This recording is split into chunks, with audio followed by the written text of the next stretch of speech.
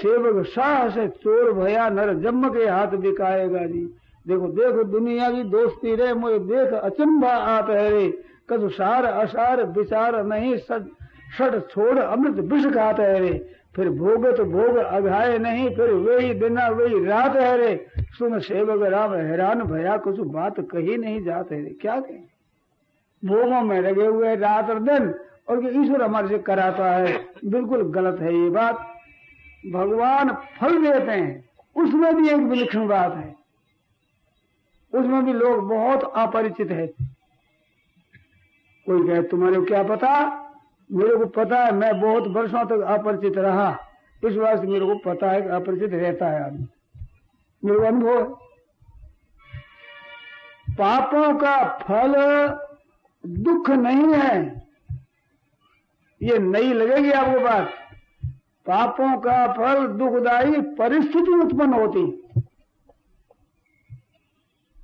पुराने पाप है तो घर में कोई मर जाएगा, बीमारी आ जाएगी, अपमान हो जाएगा, अपजस हो जाएगा, घाटा लग जाएगा। ये तो है कर्मों का फल। परंतु घाटा लगने से दुख हो जाए, ये मूर्खता का फल है, ये कर्मों का फल है ही नहीं। घर में कोई मर जाए और दुख होता है, वो दुख है मोह का फल है, मूर्खता का फल है। नहीं तो दोनों दुनिया मरती है, बहुत मरते हैं, जितने संसार में मरते हैं वे सबके सब बेटा है, किसी न किसी के बेटा है, बेटा ही मरता है। चाहे पशु मरे, पक्षी मरे, मनुष्य मरे, पर आपको दुख नहीं होता। क्यों नहीं होता? कि मेरा बेटा नहीं। तो मेरा मानने में है दुख, मरने में दुख नहीं है। वो मेरे घाटा लगा, धन को मेरा माना, अब उससे दुख होता है। धन तो घटता है, वो नष्ट होता है प्रारंभ से, और दुख होता है मेरा मानने से। वो मेरा मान सकते हो और नहीं भी मान सकते हो, इसमें आप स्वतंत्र हो। ये बात बहुत कम जगह आती, ध्यान देकर सुने आप अपना मान सकते हो और नहीं भी, ये स्वतंत्र है आप। जैसे कन्या आपकी है, वो आपकी बड़ी चिंता रहती है कन्या का संबंध कैसे हो, और जब संबंध कर देते हो, अच्छा घर भर मिल जाता है, प्रसन्नता पूर्वक कन्यादान कर देते हो। ऐसे करने के बाद भी कन्या आपके घर बैठी है, अब उसकी चिंता नहीं है। क्यों नहीं है चिंता? कारण क्या हुआ? आप भी वो कन्या वही, कि अब कन्या हमारी नहीं है, ये भाव हो गया, अब बेटी हमारी नहीं। प्रत्यक्ष बात है, आप तीर्थों में जा रहे हैं, वो लड़की कहती पिताजी मैं भी साथ चलूंगी, मैं भी मेरी माँ के साथ चलूंगी तीर्थों में। तो आप क्या कहते हो कि बेटा तेरे ससुर से पूछेंगे। और ससुर पूछने क्या जरूरत? आपकी बेटी है कि अब हमारी नहीं, अब तो उस घर की हो गई, उसकी सम्मति के बिना हम नहीं ले जाएंगे, खर्चे की कोई परवाह नहीं, हम कर देंगे, सब कुछ हो जाएगा। परंतु बेटा तेरे को हम तेरे ससुर के पूछे बिना ले जा नहीं सकते। तो आपकी होते हुए भी अब आपकी नहीं रही, तो आप अपनी माने आप न माने, इसमें आप स्वतंत्र है। अगर धन को, जन को, पदार्थों को, घर को, जमीन को आप अपना न माने, भगवान को मानना शुरू कर दे, भगवान का जो वास्तव में भगवान का है, आपसे पहले भी वो था और मरने के बाद भी रहेगा, और भगवान सदा के मालिक है। बीच में आकर के छापा मारा है आपने, कहते मेरा है, ये करिए गलती, उसका फल रोना पड़ेगा। क्यों गलती करी आपने? आपका कैसे है? आपकी शक्ति है आपको कि बेटे को आप अपने अनुकूल बना लें? अरे कम से कम शरीर को अनुकूल बना लें, बीमार न होने दें। ये हाथ में है क्या आपके? धन के हाथ में है कि धन हम धनी बने रहेंगे, धन सदा हमारे पास ही रखेंगे? ऐसे है ताकत? लड़के को सपूत बना लो, ताकत है? मरो नहीं, कम से कम मरेंगे नहीं, अभी ऐसी आपकी शक्ति है क्या? तो ये आपके हाथ में नहीं है, नहीं है हाथ में, उसको अपने हाथ में मान लें। इस मूर्खता से दुख होता है। दुख कोई चीज है नहीं, केवल मूर्खता से होता है।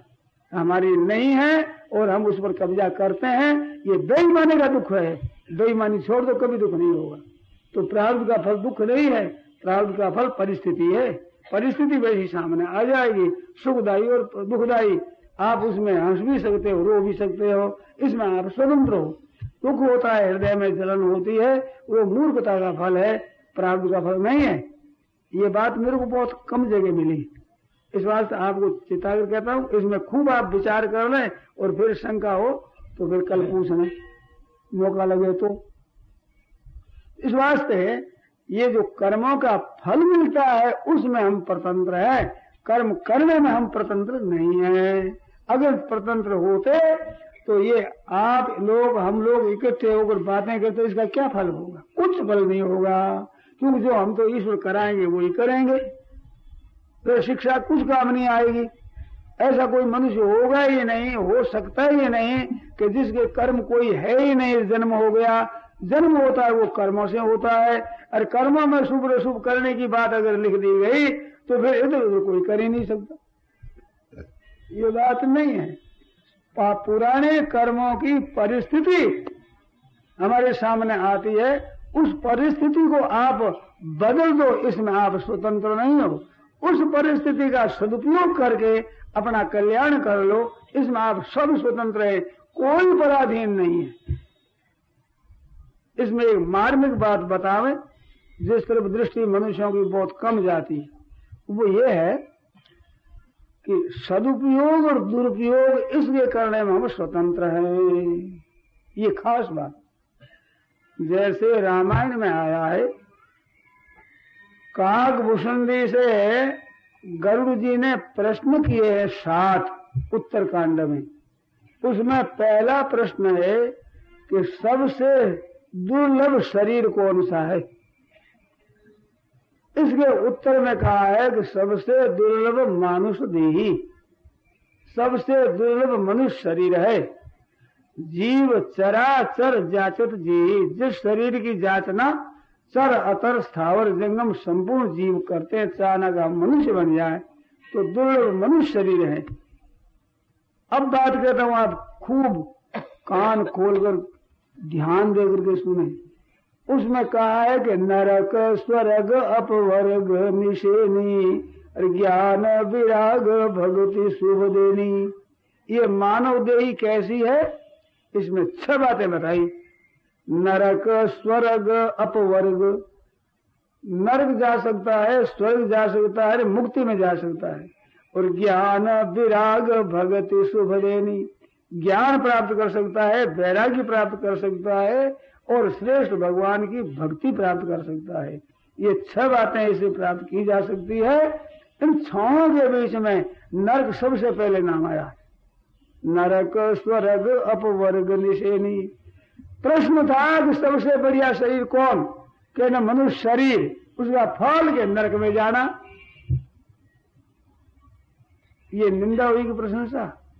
ध्यान दे, सबसे बढ़िया शरीर मनुष्य का, वो मिलने से वो नरकों में जा सकता है। तो नरक और स्वर्ग और अपवर्ग और ज्ञान वैराग और भक्ति ये मिलते हैं।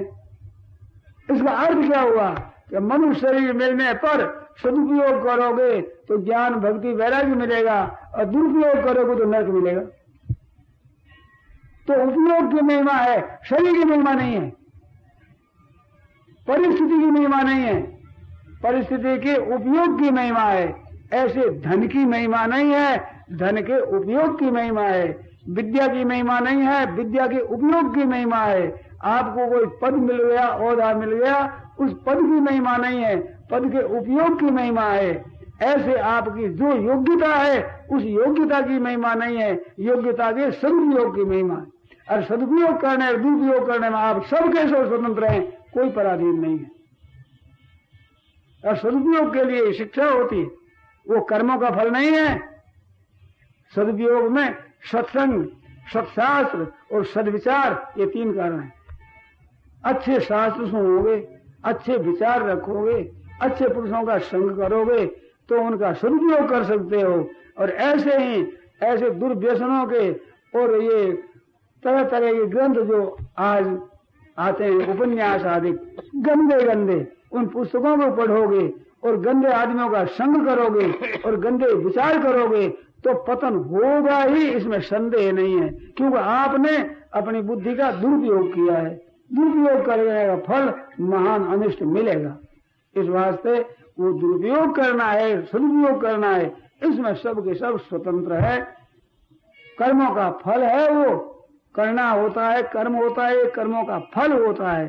तो कर्म करने में मनुष्य स्वतंत्र है, फल भोगने में स्वतंत्र नहीं। तो फल तो भोगना पड़ता है। चोरी आप कर सकते हैं, परंतु न्याय होने पर चोरी का दंड आपको भोगना पड़ेगा। वहां ये नहीं चलता कि हम नहीं भोगेंगे, ऐसा नहीं चलेगा।